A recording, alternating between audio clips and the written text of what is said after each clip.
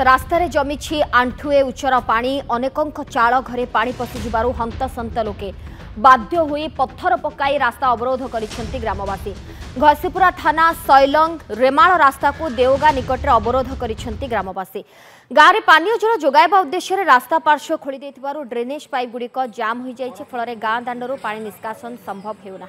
तेबे जल निष्कासन न देवगा निकट में मुख्य रास्ता उपर आंठुए उपरे पानी जमी रहा सहित अनेक घरे पानी पशि क्षयक्षति होती।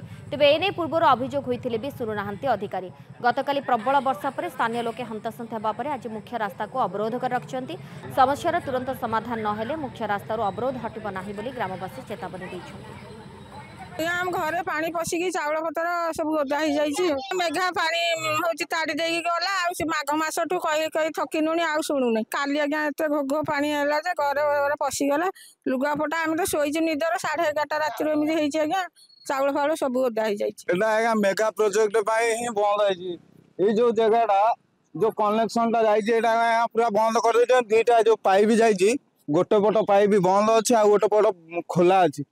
तेणुक जो पानी गुराक से घर द्वार पशि से राति कांदी उबेक सब बस सब पिंडा मानक आम घर मानक धान चाउल सब जा नष्ट हो जाए। राति सारा मो छुआ कांदुच रही पारना पिंडा बंद रही ना रास्तार ठिया घरे हूँ पानी पशिक ठिया सब मेघ पानी सब चाउल पतर सब भासी जाए। मो छुआ मैंने जाना तो नौ आम माँ छुआ सब रास्तार ठिया।